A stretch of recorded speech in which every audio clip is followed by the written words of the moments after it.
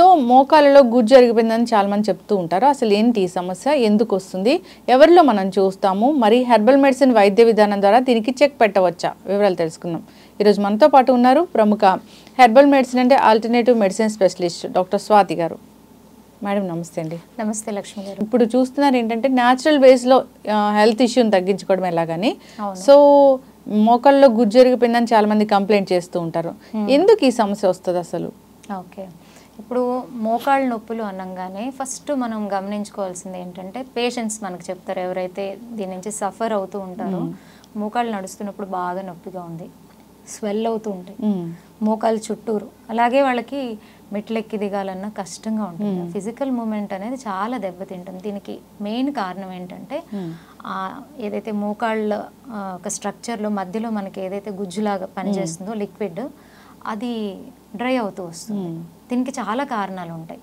ఎందుకు డ్రై అవుతుంది అనేది తెలుసుకొని దాని జాగ్రత్తలు తీసుకోవాలి. ఇప్పుడు చిన్న వయసు 20 ఏళ్ళు అనుకోండి, 30 ఏళ్ళు 40 ఏళ్ళు వచ్చేటప్పుడు ఇవన్నీ స్టార్ట్ అవుతూ ఉంటాయి. ఎప్పుడైతే మీకు కొంచెం పెయిన్గా అనిపిస్తుందో, మొబిలిటీలో కష్టంగా ఉంటుందో అప్పుడే మనం జాగ్రత్త తీసుకోవాలి. సో దీనివల్ల ఏమవుతుందంటే ఇది ఒకటే కారణం కాదు, అదర్ హెల్త్ ఇష్యూస్ ఉన్న వాళ్ళకి కూడా ఇటువంటి ప్రాబ్లమ్స్ వస్తాయి. ఆస్టియో ఆర్థరైటిస్ అని దాంట్లో కూడా మనకి ఈ సైనోవియల్ ఫ్లూయిడ్ అని ఉంటుంది, అది చాలా ఇంపార్టెంట్ అనమాట. అది ఎప్పుడైతే తగ్గుముఖం పడుతుందో అప్పుడు ఇలాంటి ప్రాబ్లమ్స్ అన్నీ స్టార్ట్ అయిపోతూ ఉంటాయి. బేసిక్గా ఇక్కడ మనకి ఇంకొకటి ఏంటంటే మోకాళ్ళ నొప్పులు వచ్చినప్పుడు ఓన్లీ మోకాళ్ళ నొప్పులు ఒకటే కాదు ప్రాబ్లం, దాంతోపాటు ఏం కాంప్లికేషన్స్ పెరుగుతాయో అనేది బెంగ ఉంటుంది. అన్నిటికన్నా ముఖ్యం బాడీ వెయిట్. బాడీ వెయిట్ని పెరగకుండా కాపాడుకోవడానికి పాపం ఫుడ్ కూడా తగ్గించుకుంటూ వచ్చేస్తుంది. అది తగ్గించుకోవడంలో తప్పలేదు, కానీ అక్కడ న్యూట్రిషన్ ఫాలో అవ్వరు. ఎప్పుడైతే మనం న్యూట్రిషన్ ఫాలో అవ్వమో ఆల్రెడీ ప్రాబ్లం ఉంది, అది ఇంకా దెబ్బతింటూ వస్తుంది. సో అందుకని మనము తీసుకోవాల్సినటువంటి జాగ్రత్తలు చాలా ఇంపార్టెంట్. ఏంటంటే మన ఫుడ్ డయట్ని చేంజ్ చేసుకోవాలి. డయట్లో ఎలాగంటే మీకు మోకాళ్ళకి నేను చెప్తానండి, అక్రూట్ ఉంది కదా, అక్రూట్ అయితే అద్భుతంగా పనిచేస్తుంది.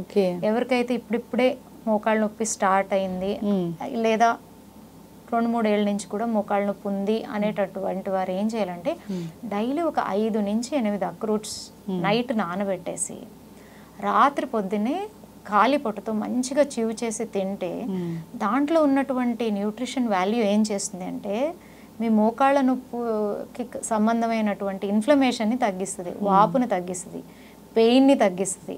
అలాగే ఆ లిక్విడ్ ఏదైతే తగ్గుతుందో దాన్ని మళ్ళీ రీజనేట్ అయ్యేలాగా చేస్తుంది. ఎప్పుడైతే మీకు ఫ్లూయిడ్ తగ్గుతుందో మళ్ళీ కార్టిలేజ్ కూడా దెబ్బతింటుంది.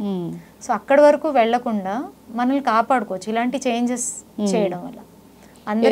ముందుగానే కొంచెం సిమ్టమ్స్ కనిపిస్తానే ఫాలో అయితే మంచిది. ఫస్ట్ ఫాలో అయితే వాళ్ళకి కంపల్సరీ 1.5 మంత్ వాళ్ళని ఒక్కరోజు కూడా మానకుండా చేయమనండి, మంచి రిజల్ట్స్ వాళ్ళే చూస్తారు. అరే చెప్పారు కదా 4 రోజులు పాటించి ఇంకా తగ్గలేదు అని అంటే కుదరదు. మనం మినిమం 1.5 మంత్ దాన్ని రెగ్యులర్గా తీసుకుంటూ ఉంటే మన నీలో చేంజెస్ మనమే గమనిస్తాం. అండ్ అందరికీ తెలిసిందే జాయింట్స్ అనేది ఎక్కువ దాని హెల్త్ కాల్షియం మీద డిపెండ్ ఉంటుంది. సో మనం తీసుకునే ఫుడ్స్లో కాల్షియం అనేది మనం చూసుకోవాలి. నువ్వులు, సజ్జలు ఇవన్నీ కాల్షియంలో చాలా రిచ్ అండి. సో అలాంటి ఫుడ్ ఇప్పుడైతే ఒకప్పుడు డాక్టర్ గారు చెప్తేనే తెలుసుకునేటటువంటి రోజులు ఉండేవి.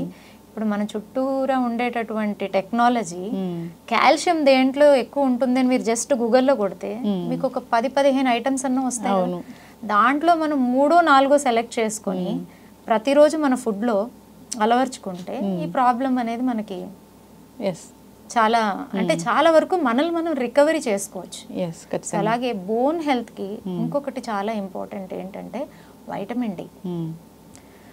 అంటే మనం తినే ఫుడ్స్లో ఏది మీరు మార్పులు చేసుకున్నా కూడా మన బాడీకి కావాల్సినటువంటి వైటమిన్ డి అనేది దొరకడం కష్టం.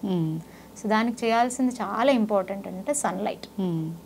సన్లైట్లో అట్లీస్ట్ మార్నింగ్ మనం 15 to 20 minutes ఆ సన్లైట్ని తీసుకోగలిగితే చాలా చేంజెస్ ఉంటాయి. పర్టికులర్గా ఎవరైనా సరే జాయింట్ ఇష్యూస్, ఒక మోకాళ్ళే కాదండి, ఇప్పుడు దాంట్లో రకరకాలు ఉన్నాయి. రొమటైడ్ ఆర్థరైటిస్ ఉంది, అన్ని జాయింట్స్లోని ప్రాబ్లం ఉంటుంది, వాళ్ళకి ఇన్ఫ్లమేషన్ అయిపోతుంది. అలాగే గౌట్ ఆర్థరైటిస్, యూరిక్ యాసిడ్ పెరిగిపోవడం, ఇవన్నీ జాయింట్ ఇష్యూసే. సో జాయింట్స్కి సంబంధించిన ఏ ఇష్యూ అన్నా ఉండనివ్వండి, వాళ్ళకి ఫస్ట్ కావాల్సింది సన్లైట్. అలాగే మనం ఫుడ్లో కాల్షియం మిల్క్లో కూడా ఎక్కువగా ఉంటుంది కదా, చిన్న చిన్న చేంజెస్ అట్లీస్ట్ మనం డే టు డే మన రొటీన్ని మార్చుకుంటే చాలా వరకు మనకి న్యూట్రిషన్ డెఫిషియన్సీ అసలు మెయిన్ రీజన్ అనేది అన్ని రోగాలకి. అండ్ జాయింట్ ఇష్యూ ఉన్న వాళ్ళు కంపల్సరీ ఇవన్నీ జాగ్రత్త తీసుకోవాలి. అండ్ వీళ్ళకి అన్నిటికన్నా ముఖ్యమైనది మసాజెస్ చాలా హెల్ప్ చేస్తాయి బాడీకి. శరీరంలో మనకి ఏంటంటే వాతం అనేది ఎక్కువగా ఉన్నప్పుడు ఈ జాయింట్ ప్రాబ్లమ్స్ అన్నీ వచ్చేస్తూ ఉంటాయి.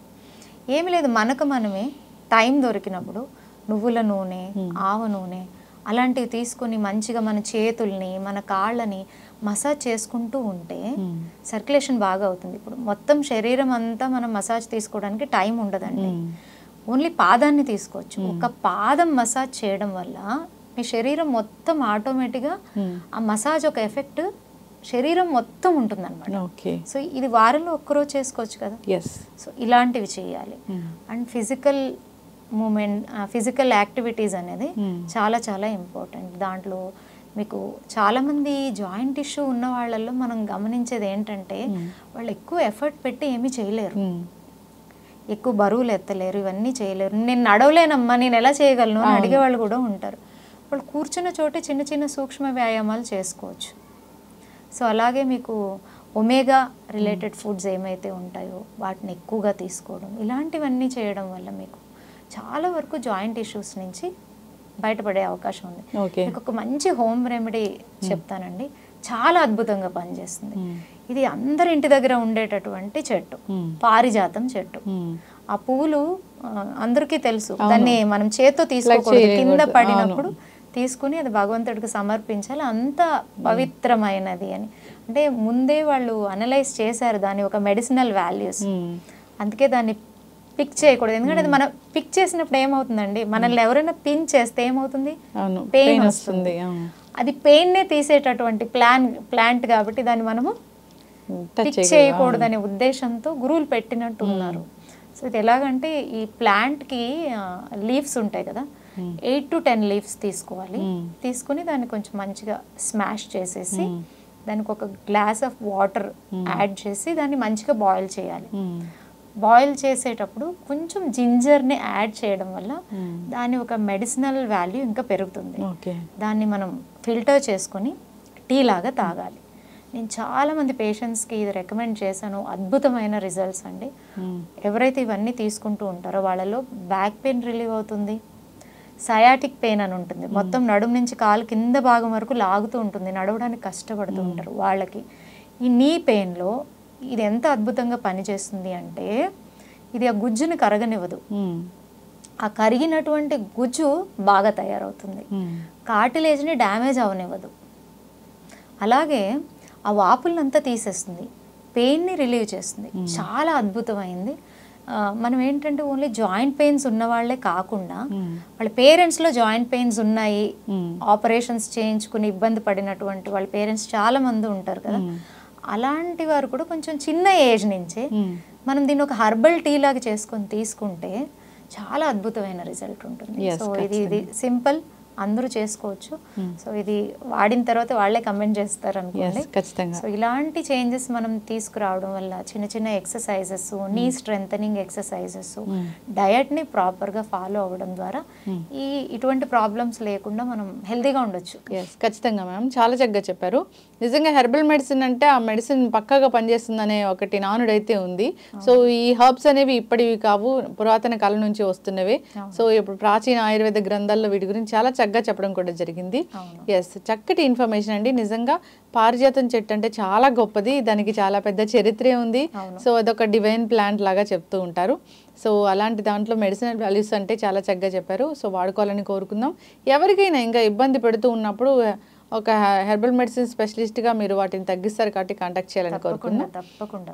Yes, thank you so much. మేము హర్బ్స్ని కూడా అంతే స్పెషల్గా సెలెక్ట్ చేస్తాం. అవును, ఒక నీ పెయిన్ ఉన్న వాళ్ళకి ఒకే ప్రాబ్లం ఉండదండి.